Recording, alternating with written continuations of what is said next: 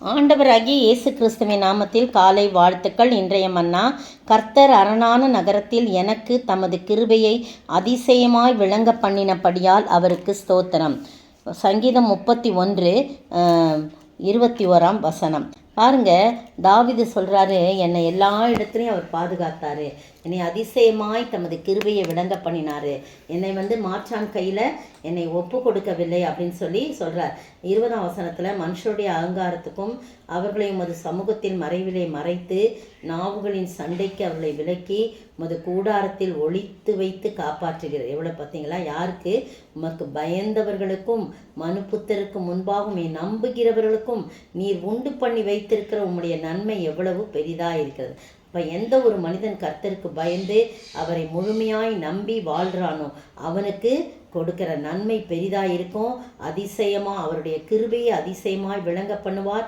அந்த அரணான நகரத்திலே அவர்களை பாதுகாப்பார். சத்துரு ஒன்று செய்ய முடியாதபடி அவர்களை அவர் கைக்கு ஒப்பு கொடுக்காதபடி பாதுகாக்க வல்லவராயிருக்கிறார். பார்த்தீங்கன்னா இந்த இடத்துல 2 சாமுவேல் 23:14 பார்த்தீங்கன்னா, தாவீது அரணான ஒரு இடத்திலிருந்தான், அப்பொழுது பெலிஸ்தரின் தானியம் பெத்லெகேமிலே இருந்தது என்று சொல்லப்பட்டிருக்குது.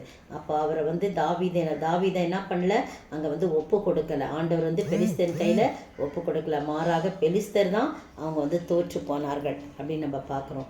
1 சாமுவேல் 23:14 பாருங்கள், தாவீது வனாந்தரத்திலுள்ள அரணான ஸ்தலங்களில் தங்கி சீப் என்னும் வனாந்தரத்தில் இருக்கிற ஒரு மலையிலே தரித்திருந்தான். பாருங்கள், அரணான இடத்துல வனாந்தரத்திலேயே அரணான இடம்னா பாதுகாப்பான இடம், நல்ல உறுதியான ஒரு ஸ்தலங்களில் தங்கி சீப் என்னும் வனாந்தரத்திலே ஒரு மலையிலே தரித்திருந்தான்.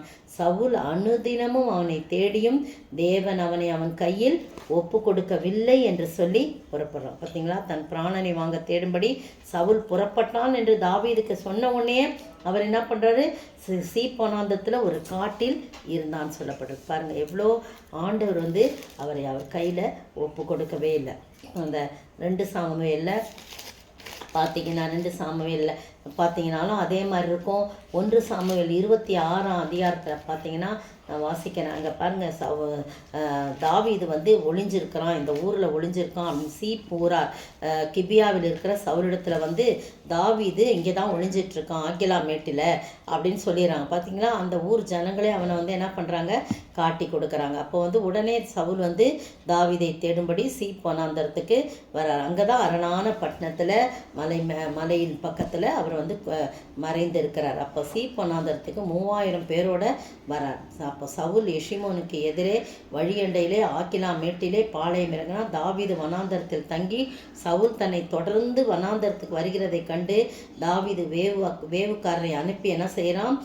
சவுல் வந்தது நிச்சயம்னு அறிந்து கொள்கிறான். பிறகு தாவீது எழுந்து சவுல் பாளையம் இறங்கின இடத்திற்கு போய் சவுலும் நேரின் குமாரனாகிய அப்னேர் என்னும் அவன் படைத்தலைவனும் படுத்து கொண்டிருந்த இடத்தை பார்க்கலாம்.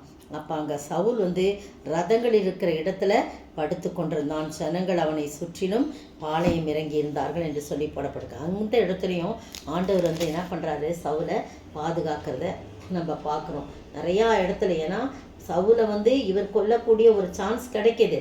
ஆனால் தாவீது அதுக்கு உடன்படல. கர்த்தர் அபிஷேகம் பண்ணினவரை நான் கொல்ல மாட்டேன் என்று சொல்கிறத நம்ம பார்க்குறோம். இன்னொரு இடத்துல பார்த்தீங்கன்னா, இந்த இடத்துல ஒழிஞ்சுக்க 3000 பேரை தான் கூட்டிகிட்டு போவார் சவுல்.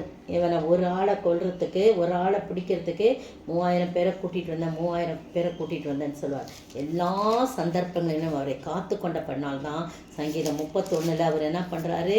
என்னை அதிசயமான தம்முடைய கிருபையை என்னிலே விளங்க பண்ணினார். அரணான இடத்துலேருந்து என்னை என்ன பண்ணுறாரு? காப்பாற்றினார். சத்துருவின் கையில் என்னைய ஒப்பு கொடுக்கவே இல்லைன்னு சொல்லி அவ்வளோ அதிசயமாக அவர் சொல்கிறத நம்ம பார்க்குறோம். உங்களையும் என்னையும் கூட நாமும் கர்த்தரை முழுமையாய் நம்பும்போது, அவரையே சார்ந்து இருக்கும்போது கர்த்தர் என்ன செய்கிறாரு பாருங்கள்? அரணான நகரத்தில் எனக்கு தமது கிருபையை அதிசயமாய் விளங்க பண்ணினபடியால் அவருக்கு ஸ்தோத்திரம். ஏனென்றால் அவரே அரணும் கோட்டையும் கேடகமும் நான் எல்லாவற்றுக்கும் எல்லாமா இருக்கிறார். அதனால் நமக்கு நன்மையை உண்டு பண்ணுகிறார். கர்த்தருக்கு அவருக்கு பயப்படணும், அவரை நம்பணும், அவர்கிட்ட நம்ம சார்ந்து இருக்கணும். அப்படி இருக்கும்போது நிச்சயமாய் நம்மை அதிசயங்களை காண செய்வார். அப்படிப்பட்ட ஆண்டவரை நோக்கி பார்ப்போமா? ஜெபிப்போம். மீட்பரே, என் ரட்சகா, என் தேவனே, என் கேடகம், நான் நம்பின என் கோட்டையும் என் துருகமும் நீரே. தினம் தினமும் அருளால் தீமைகள் வெல்லுவேன், நான் கனமகிமையாவும் உமக்கே செலுத்துவேனே. உம்மாலே ஒருவனாக சேனைக்குள் பாய்ந்திருவேன், சாந்துமை நான் ஜீவிப்பேனே. சரணம் சரணம் மேசியாவே, என் மீட்பரே. சோத்தரிக்கிற ஆண்டவரே, துதிக்கிற ராஜா, உம்மாலே நாங்கள் ஒரு சேனைக்குள் பாய்வோம், உங்களாலே ஒரு மதிலை தாண்டுவோம். காரணம், நீர் எங்களோடு கூட இருந்து அரணிப்பான இடத்துல எங்களை பாதுகாத்து அதிசயமான உம்முடைய கிருபையை எங்களிலே விளங்க பண்ணி எங்களை பாதுகாக்கிறீர். சத்துருவின் கைக்கு எங்களை ஒப்பு கொடுக்கவில்லை. அப்படிப்பட்ட ஆசீர்வாதத்தை நாங்கள் பெற்று வாழ, உம்முடைய அதிசயமான கிருபைகளை நான் எண்ணி வாழ நீ உதவி செய்ய வேண்டும் என்று கர்த்தரும் மீட்பரும் ராஜாவும் இயேசு கிறிஸ்துவின் விலையேறு பெற்ற நாமத்தில் ஜெபிக்கிறேன் பிதாவே, ஆமீன். நேற்றைய பதில், பேலிக்ஸ் யூத ஸ்திரியாகிய தன் மனைவி துருசில்லாவுடனே கூட வந்து பவுலை அழைப்பித்து கிறிஸ்துவை பற்றும் விசுவாசத்தை குறித்து அவன் சொல்ல கேட்டான். அப்போஸ்தலர் 24:24. இன்றைய கேள்வி, யார் எதற்காக தன்னை பாக்கியவான் என்று எண்ணுகிறேன் என்று சொன்னது? யார் எதற்காக தன்னை பாக்கியவான் என்று எண்ணுகிறேன் என்று சொன்னது?